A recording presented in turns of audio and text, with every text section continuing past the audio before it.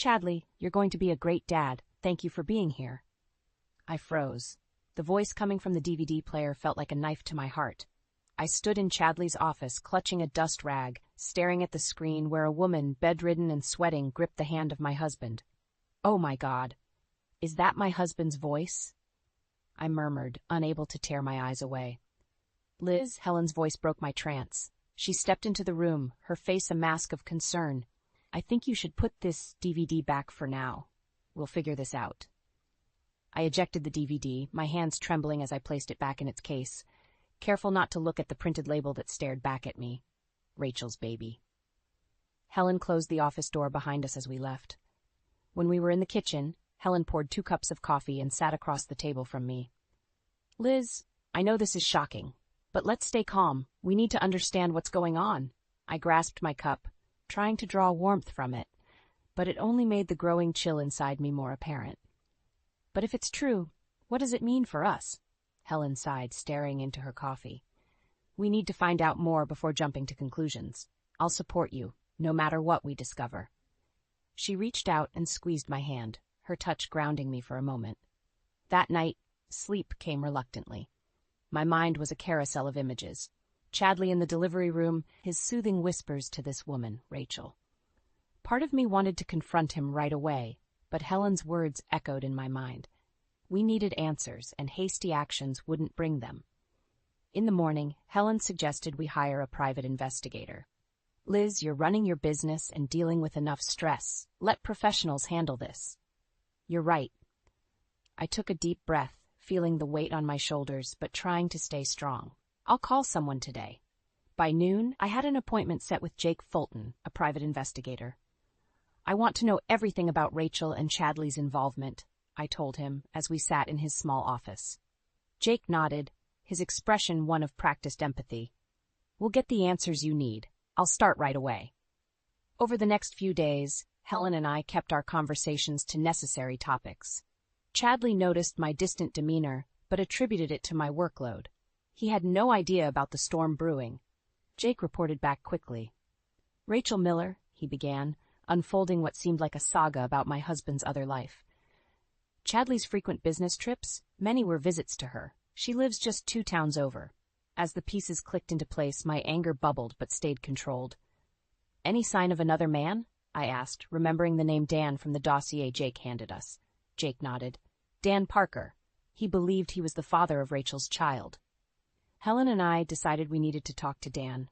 Maybe he had answers or pieces of the puzzle we still missed. Meeting him at a local diner, the air was thick with tension. Dan, we need to talk about Rachel, I began, feeling a strange camaraderie with this man I had never met. His eyes widened with mixed emotions. What's this about? He demanded. Through shared pain, we pieced together a story of deception. Dan had been as fooled as I was. Together, we planned to confront Rachel and Chadley, 2 deceivers caught in their web of lies. Helen's eyes gleamed with determination the next morning. We need to set the stage for this revelation properly. I gave a weary smile. Chadley's birthday is coming up. Perfect timing, isn't it?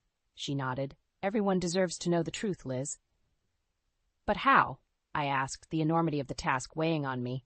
We'll figure it out, Helen assured me, squeezing my hand once more. We have to. The plan was set in motion. Secrets ready to be unveiled, actions poised to shatter our facades. The kitchen table turned into our war room. Helen and I sifted through the evidence Jake had gathered. Photos, receipts, and notes on Chadley's movements painted a picture of betrayal. There's no denying it now, Helen said, her voice steady but eyes glistening with a mix of anger and sadness. We have to face reality. I nodded, clutching a receipt from a fancy hotel I had never visited. It's worse than I imagined. The tears I had been holding back began to fall. Helen reached over, her hand warm and comforting. Liz, don't panic. We need to understand what's going on. Jumping to conclusions won't help. But if it's true, what does it mean for us? I choked out, the enormity of the situation hitting me all at once. Helen took a deep breath. It means we need to be smart about our next steps. You'll take a break from your business. We'll hire a lawyer to protect your interests. My life felt like it was spiraling out of control. I had to keep my composure, not just for myself, but for the future. I still hoped I could rebuild from this mess. I trusted Helen's wisdom. She had been a rock and a second mother to me. When nighttime fell, the house felt foreign. Chadley came home, kissed my cheek absent-mindedly, and retreated to his study. I sat stiffly on the couch, trying to act normal. The sound of his laughter on old nights felt like a cruel joke now. The following day, I found myself in the polished office of Kim Hathaway, a seasoned family lawyer. Helen joined us for moral support. "Liz, tell me what you know so far," Kim prompted, her eyes sharp and attentive. I handed her the folder of evidence we had compiled. "I want to know what can be done. I think he has another family." Kim's face softened, but her professional demeanor remained intact. "First, we'll file for a separation. I'll also get a restraining order if necessary. Let's take it step by step." Her words gave me a sense of direction. "What about Rachel? Is there any legal action we can take against her too?" Kim leaned back, contemplating. "If she's defrauded you and Dan, there might be grounds, but we need irrefutable evidence first." We thanked her and left the office with a clearer plan. My resolve hardened with each step I took. I had lost enough sleep, enough joy. It was time to reclaim some control. Back home, Helen and I reviewed the newly gained information about Dan. The man seemed genuine, as hurt by Rachel's lies as I was. We decided to confront him directly, hoping to form a united front. Meeting Dan had been tense, but oddly cathartic. Joining forces felt like a step toward justice. The next big hurdle was Rachel. We tracked her down to a small cafe she frequented. Helen and I walked in, our presence immediately capturing Real's attention. Her smile vanished, replaced by a mask of wariness. "Rachel," I began, my voice surprisingly steady, "we need to talk. Now." She hesitated, then nodded, motioning us to a secluded corner. Her discomfort mirrored my own. "What do you want?" Rachel asked, eyes darting between us. "Answers," I replied firmly. "We know about Chadley and the child." Her eyes flashed with something. Guilt, fear, perhaps both. "I don't know what you think you know," she started. "No games," Helen interjected, her voice cold but controlled. "We have evidence. Your lies end here." Rachel's shoulders slumped slightly, and I could see the fight leaving her. She realized the game was up. "Fine," she said quietly. "I'll tell you everything." Her admission felt like a victory, but also a bitter confirmation of our worst fears. The path ahead was clear now. We needed to expose Chadley, and it began with a confrontation that would shake our family to its core. My fingers tapped restlessly on the desk as Jake updated me on the latest findings. The private investigator's office felt suffocating, crammed with files and the scent of stale coffee. "Liz," Jake started, adjusting his glasses. "We've uncovered more about Rachel. She's been living off Chadley's money. They've also co-signed on an apartment lease." Helen gripped my shoulder, her fury barely concealed. "So he's been funding her life while we struggled? Unbelievable." I sank deeper into my chair, feeling a cocktail of betrayal and determination. "And Dan? What's his involvement?" Jake handed over a series of surveillance photos. "Rachel's been stringing him along, making him believe he's the father. He's been covering additional expenses, private school applications, medical bills." Helen's eyes narrowed. "Rachel's been playing everyone for fools." I took a deep breath, trying to keep my voice steady. "What about business trips? How often did he visit her?" "More than half," Jake replied, flipping through some documents. "She lives in a neighboring town, but they met up during business trips too. She has proof of their meetings, texts and emails." "Rachel's been smart," Helen muttered, "but not smart enough." There was a pause before Jake spoke again. "What's the next step for you, Liz?" I clenched my fists. "I want every detail exposed. Let's talk to the lawyer. That woman, Rachel, she must be held accountable too." Kim Hathaway's office was as pristine as ever. She listened intently as we described Rachel's manipulations. "Liz," Kim began, "your situation warrants comprehensive action. We'll start with legal separation from Chadley. Gathering more concrete proof of the fraud will be vital." "What about Rachel?" I asked. "We could potentially charge her with fraud," Kim said, her eyes sharp. "But we need irrefutable evidence." I nodded. "We have to move fast. Chadley's birthday is approaching. It's the perfect chance to confront them both." Back at home, Helen and I busied ourselves with preparations. I had to act normal around Chadley, which made my skin crawl. Each time he smiled or tried to be affectionate felt like a betrayal all over again. The day before Chadley's birthday party, Helen and I met up with Dan. We filled him in on our plan, and he seemed ready for a showdown. "You have to confront them at the party, Dan," I said, feeling more like a general than a woman whose life was falling apart. "Everyone will be there, family, friends, they need to see the truth." Dan looked grim but determined. "I'll be there." The day of the party arrived. Helen and I moved through the motions of hosting as if everything was perfect. Guests filled the living room, laughing and chatting, unaware of the storm brewing. Chadley entered, surprised by the gathering, friends clapping, Helen hugging him. "Happy birthday," echoed through the house. I forced a smile, knowing the moment was near. As the cake was being cut, I nodded to Dan, who had positioned himself near the entertainment center. He gave us the signal and quietly inserted the damning DVD. The room darkened as the screen sprang to life. "Liz, what the hell are you doing?" Chadley's voice was sharp, cutting through the room's cheerful atmosphere. "Silence. Chadley, watch," Helen demanded, her voice steady even as my heart pounded in my chest. Gasps filled the room as the video played.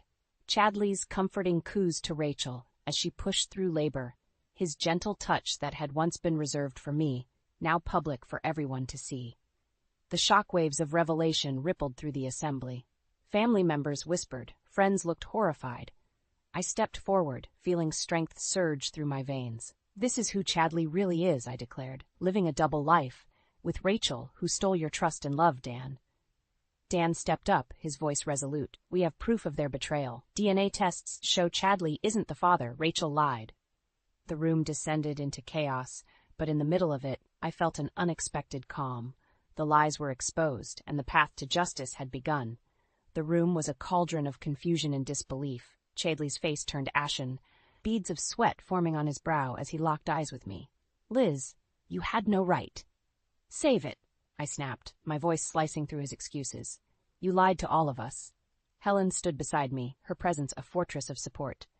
"This has to stop, Chadley. You've hurt too many people." Dan stepped forward, his eyes burning with betrayal. "Rachel, we need to talk. About everything." Rachel's eyes darted around the room, looking for an escape. "Dan, I can explain." "Explain?" Dan's voice was sharp. "You used me, lied to me." Chadley tried to regain control of the situation. "Everyone, please, let's not make a scene." "Too late for that," Helen interjected. "You made your choices." Rachel finally found her voice, though it trembled. "I never intended for anyone to get hurt." "Stop lying," I shouted, feeling my emotions surge. "All you did was lie." Rachel turned to Dan, tears streaming down her face. "Dan, please, I need you to believe me." He shook his head, disgust shaping his features. "You're poison, Rachel, to everyone you touch." Relatives and friends began to whisper, their faces masked in a mix of shock and disgust. No one seemed to side with Chadley or Rachel. It was clear their deceit had dug their own graves. Trying to salvage a shred of dignity, Chadley approached me. "Liz, can we talk privately?" I took a step back, crossing my arms. "There's nothing to talk about, not anymore." Helen raised a hand, signaling for silence. "Everyone deserves to know what kind of people Chadley and Rachel are. There should be no secrets left to fester." Seeing he had no allies, Chadley's desperation grew. "Liz, please, I'm begging you. Begging is for the guilty," I stated coldly, "and you're as guilty as they come." Dan wasn't any more forgiving.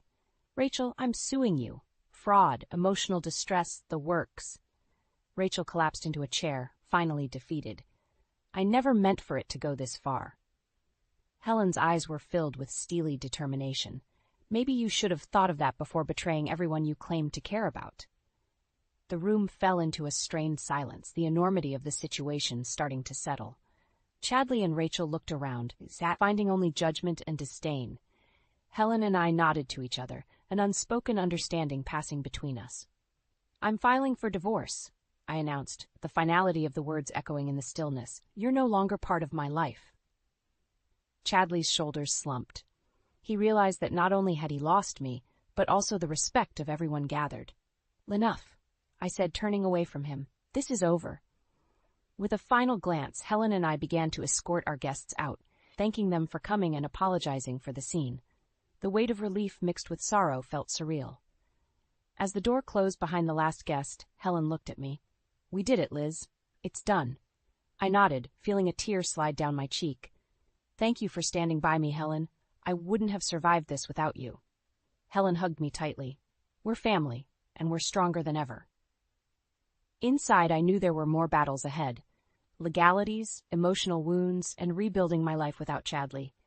But for now, the first and most important step had been taken, facing the truth head-on and refusing to live a lie. Dan approached us before leaving. We're in this together now, he said, holding out his hand. I shook it. Thank you, Dan, for everything. He nodded, grim but resolute. We'll get through this, all of us. As I closed the door, I felt a strange mix of exhaustion and newfound strength. Tomorrow would bring new challenges, but for tonight, I was content, knowing the truth had finally seen the light. The shadows were lifting, and with them, the promise of a better future. The days leading up to the confrontation were a blur of preparations. Helen and I decided Chadley's upcoming surprise birthday party would be the perfect moment to unveil the truth. We needed to ensure that everyone who mattered was there. So, how do we do this? I asked Helen one afternoon as we sorted through the guest list. Simple, she said, tapping the list with a pen. We gather everyone together and play the DVD. The shock will do the rest. The plan was set. Chadley's birthday morning was oddly tranquil. I prepared a light breakfast, trying to act like everything was normal. Chadley, blissfully unaware, joked about his age and what a wonderful wife I was. My smile was tight, but he didn't notice. Don't forget, we've got that dinner tonight, I said, hiding the tremor in my voice. Wouldn't miss it for the world, Chadley said with a wink. His affection felt like acid on my skin.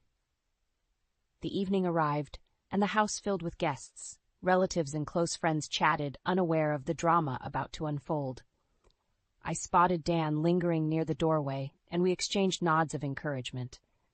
As we gathered in the living room, I caught Helen's eye. She nodded subtly. Time to set the stage. Thank you all for coming, Helen announced, smiling warmly. We have a special surprise for Chadley. He beamed, looking around at everyone. You guys shouldn't have. You deserve it, I said, my words double-edged. Helen moved to the TV, inserting the dreaded DVD. As the screen lit up, Chadley looked confused. His confusion turned to horror as Rachel's face appeared, contorted in labor. The room fell silent, all eyes glued to the damning footage. What is this? Chadley's voice shook, a mix of anger and panic creeping into his tone. Keep watching, Helen commanded, her voice icy. The video continued, showing Chadley's intimate moments with Rachel. Gasps filled the room, whispers of disbelief spreading like wildfire. Liz, turn this off. This is a mistake, Chadley pleaded, but I shook my head. No mistakes here, Chadley. Just the truth. Rachel, who had timidly stood at the back, now stepped forward, head bowed. I'm sorry, everyone. Dan pushed to the front, fury etched on his face. You think sorry fixes this? You destroyed lives, Rachel. Chadley's face twisted with desperation. Liz, please, we can talk about this. Helen stepped in front of me, shielding me from his reach.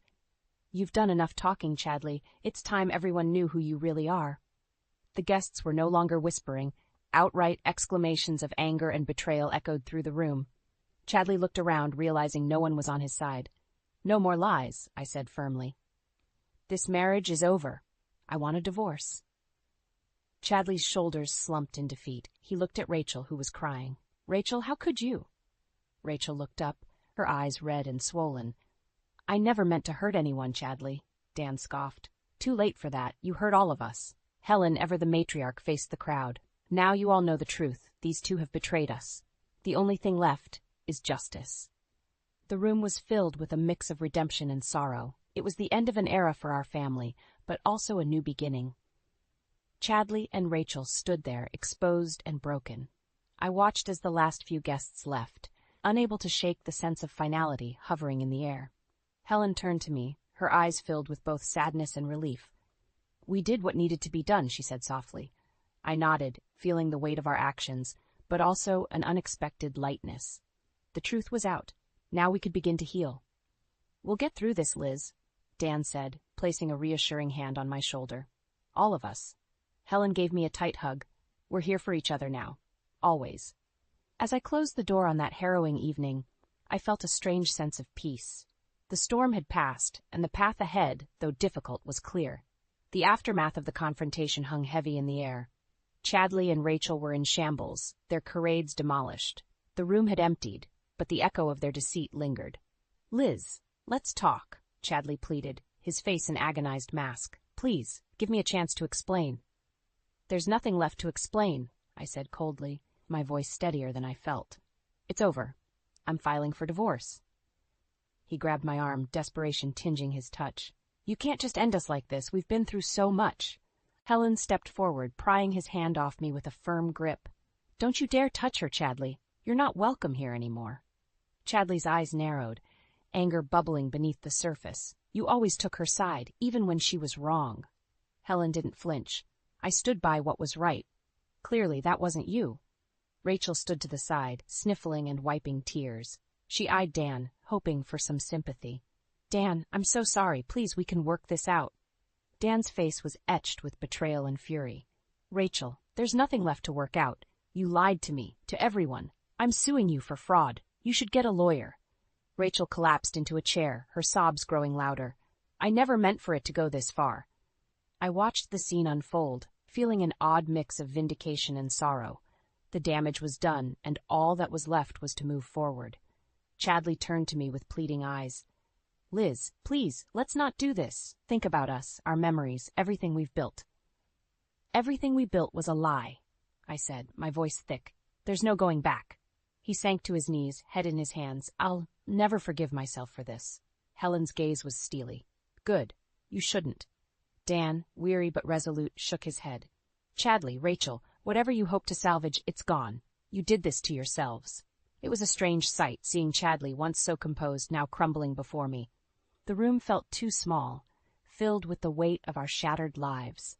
Helen took my hand, guiding me away from the wreckage. "We have preparations to make," she said softly. "This is just the beginning." The next few days were a whirlwind of legal meetings and paperwork. Kim Hathaway guided us meticulously through the process, ensuring I was protected. Dan was relentless in his pursuit of justice against Rachel. "We need to finalize the DNA tests," Kim instructed. "Dan, if this goes to court, we need irrefutable proof." Dan nodded, a hardened look settling on his face. "We will." Throughout the ordeal, Helen remained my rock. "You're doing the right thing, Liz. We'll come out stronger." One evening, we sat in the living room, the silence thick between us. I finally voiced the question that had been haunting me. "Helen, do you think I'll ever feel normal again?" She wrapped an arm around my shoulders. "Normal might look different, but yes, you will find peace again."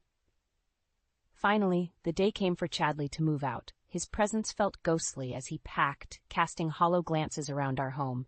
He tried to speak, but I cut him off. "Save your breath, Chadley. There's nothing you can say that will change this." As he walked out the door, bags in hand, a heavy silence filled the space he left behind. Helen and I sat together, the vast emptiness of the house wrapping around us. "We survived this," Helen said quietly, "and we're stronger for it." "Yeah," I agreed, staring out the window at the departing figure of my former husband. "We are." The road to healing would be long, but I knew I wasn't alone. With Helen and Dan by my side, we faced the future, with a resilience forged in the fires of betrayal, and together we would rebuild, brick by brick, into something unbreakable. The court was oppressive, with its cold walls and judgmental air. Rachel sat at one of the tables, looking fragile and defeated. Her once confident demeanor had vanished, replaced by a haunting vulnerability. I watched her, feeling a peculiar mix of pity and wrath. Kim stood beside me, her confidence a balm to my frayed nerves.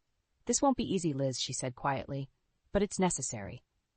Dan sat across from us, his posture straight, his face a mask of determination. We exchanged a nod, an unspoken pact of solidarity. Today was the day we held Rachel and Chadley accountable. The judge entered, and the court came to order. Rachel's lawyer rose, attempting a defense soaked in rationalizations. "Your Honor," he began, "my client deeply regrets her actions. She never intended for things to spiral out of control. Her intent was not deceit but desperation." Dan's lawyer, a stern woman named Grace, stood elegantly. "Intent does not negate impact, Your Honor.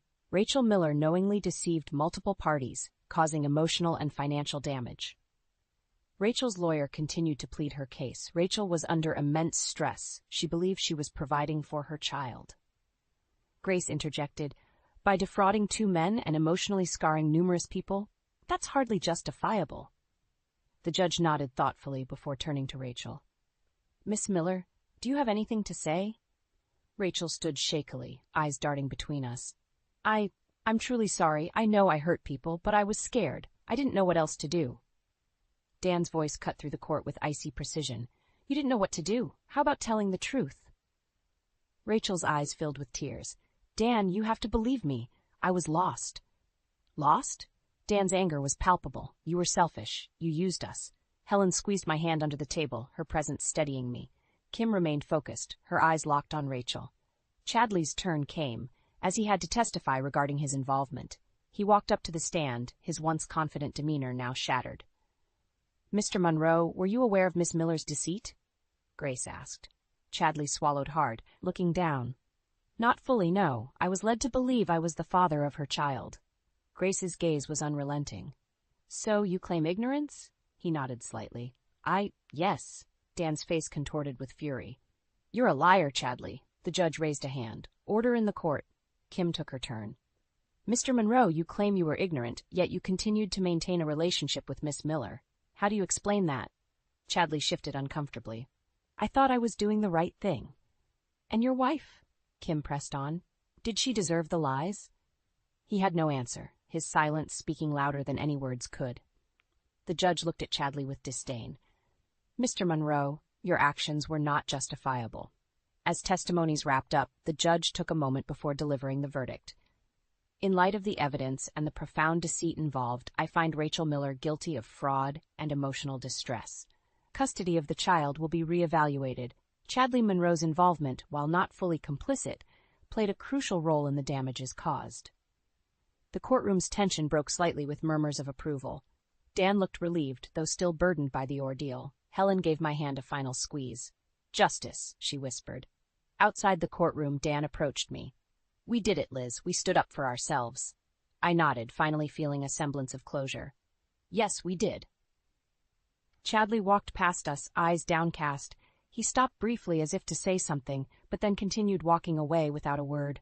Rachel was taken into custody, leaving behind a mess of shattered lives. Despite the relief of justice, a lingering sadness remained. The damage was done, the wounds deep. Helen, Dan, and I walked out together, finding solace in unity.